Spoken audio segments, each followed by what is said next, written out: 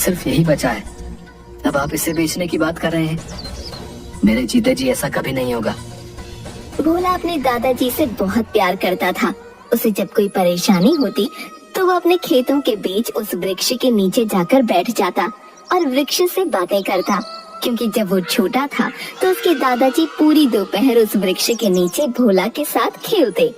भोला वृक्ष के नीचे जाता है। दादाजी, मैं जानता हूँ पिताजी ने आज जो बात कही है वो किस परिस्थिति में कही है, लेकिन मैं आपसे वादा करता हूँ कि मैं ऐसा कभी नहीं होने दूंगा। इस खेत से मुझे आपकी खुशबू आती है। ऐसा लगता है कि आप यहीं पर हैं। परंतु आज मुझे एक और बात महसूस हुई कि शायद पिताजी को ऐसा लगने लगा है कि मैं उनकी जिम्मेदारियां पूरी नहीं कर पा रहा हूँ। दादाजी, मैं कोशिश तो कर रहा हूँ, लेकिन क्या करूँ, कोई रास्ता समझ नहीं आता। अगर आप आज मेरे पास होते तो मुझे जरूर कोई रास्ता बताते। तभी एक आवाज आती है। भोला, बेटा भोला। कौन है? कौन है?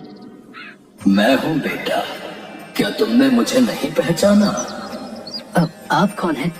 और आप मुझे नजर क्यों नहीं आ रहे? मैं वृक्ष हूँ। वृक्ष?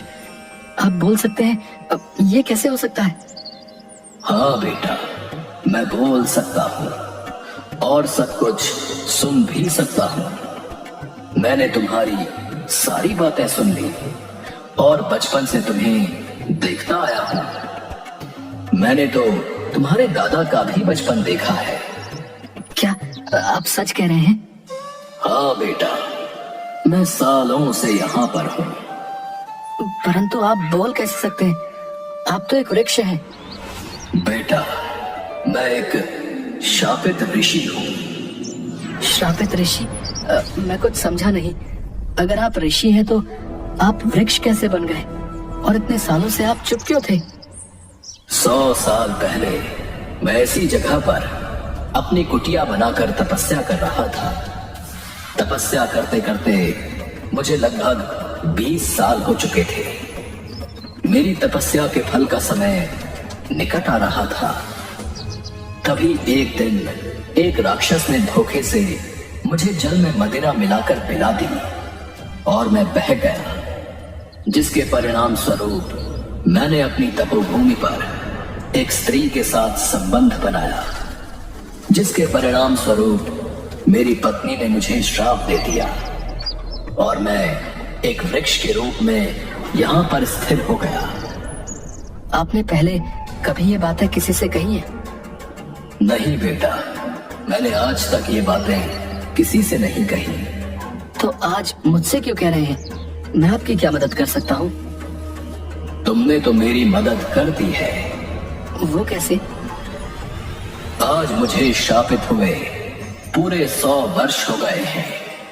मुझे ये श्राप 100 वर्षों के लिए मिला था और इस श्राप से मुक्ति के लिए एक ऐसे व्यक्ति को ढूंढना था जो हृदय से नेक हो और उसने कभी किसी के साथ बुरा न किया हो।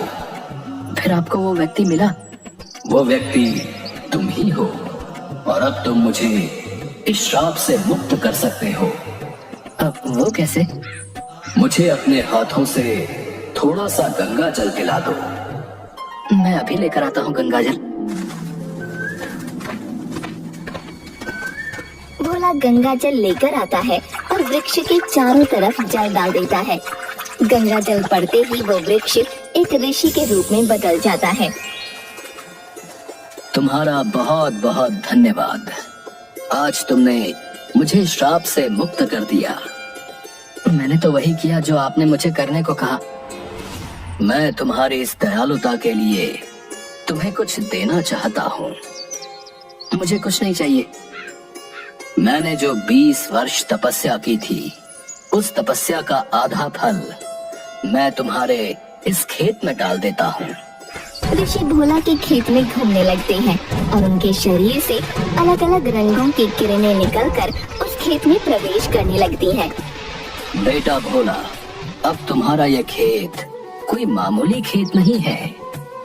अब इस खेत में जादुई फसल होगी जादुई फसल? हाँ, इस खेत में तुम्हें अलग अलग तरह के फलों के वृक्ष लगाने होंगे और उन वृक्षों पर जो फल आएंगे वो फल कभी खत्म नहीं होंगे। परंतु तुमने अगर अपना व्यवहार बदला तो वो वृक्ष सदा के लिए फलों से रहित हो जाएंगे। भोला ऋषि को प्रणाम करने के लिए झुकता है और ऋषि वहाँ से गायब हो जाते हैं। भोला घर जाकर पिता और माँ से सारी बातें बताता है।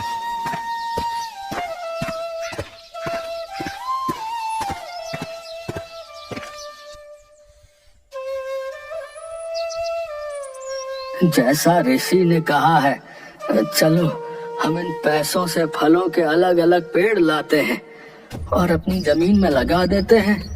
जी पिताजी, आप बिल्कुल सही कह रहे हैं। लेकिन गांव वाले जब हमारे खेत में देवता की पूजा के लिए आएंगे और उन्हें वहां पर वृक्ष नहीं दिखेगा, तब क्या होगा? हाँ बेटा, ये तो मैंने सोचा ही नहीं। इसमें सोचना क्या है? अगर कोई पूछेगा तो आप कह दीजिएगा, हमें क्या पता, रात को तो वृक्ष यही था। नहीं माँ, हम ऐसा जवाब नहीं दे सकते हैं। बेटा, इस बारे में कल सोचेंगे। भोला और उसके पिता अपने खेत पर जाते हैं।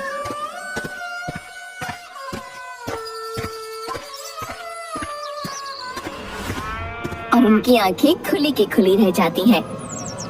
पिताजी, जो मुझे दिख रहा है, क्या वही आपको भी दिख रहा है? हाँ बेटा, हमारे खेत पर रातों रात ये मंदिर और चार दीवारी कैसे बन गई, ये तो मुझे नहीं पता। परंतु ऐसा लगता है जैसे ये सब उसी ऋषि का चमत्कार है। अरे भोला, अरे क्या चमत्कार है भाई? रातों रात वो वृक्ष कहाँ गायब हो गया और ये मंदिर किसने बना दिया भाई? भोला मुखिया जी को सारी बातें बताता है। भोला, उस ऋषि ने बिल्कुल सत्य कहा। तुम बहुत दयालु हो और ये बात पूरा गांव जानता है। तुम्हें फलों के वृक्ष लगाने के लिए यदि पैसों की जरूरत हो तो मुझसे ले लो, और जब तुम्हारे पास पैसे होंगे तो बिना ब्याज के मुझे वापस कर देना। अब नहीं मुखिया जी, पैसे तो मैं आपसे ले लूंगा, परंतु वापस आपको ब्याज के साथ करूंगा। नहीं बेटा, मैं तुमसे ब्याज नहीं ले सकता। तुम बिना स्वार्थ के सबकी मदद करते हो। आज मेरी बारी है। ठीक है, फिर मैं रात के समय आपके खेतों में चौकीदारी का काम करूंगा और आप ये पैसा मेरी मजदूरी में से काट लिया करेंगे। ठीक है, जैसी तुम्हारी मर्जी। भोला और उसके पिता मुखिया जी से कुछ पैसे लेकर खेतों में फलों के वृक्ष लगाते हैं। दूसरी तरफ भोला मुखिया जी के खेतों में चौकीदारी का काम कर लेता है। बहुत जल्द भोला के लगाए हुए वृक्षों पर फल आ जाते हैं। भोला, आज तुम्हारी मेहनत और प्रेम ने फल दिया है। पिताजी, आप ये क्या कह रहे हैं? हाँ बेटा, ये तुम्हारी मेहनत और विश्वास ही है जो वृक्षों पर फल इतनी जल्दी आ गए हैं। भोला आम के वृक्ष से 2 आम तोड़ता है और जमीन पर बने मंदिर में भगवान को भोग लगाता है। दूसरे दिन सुबह। पिताजी, कल वृक्ष से आम तोड़े थे, वहाँ पर फिर से 2 नए आम के फल आ गए हैं। हाँ बेटा, मैंने भी देखा। आज मैं फल तोड़कर शहर बेचने जा रहा हूँ। हाँ बेटा, ऊपर वाला तुम्हें बहुत तरक्की दे। ये सब तुम्हारे परिश्रम और व्यवहार का ही फल है।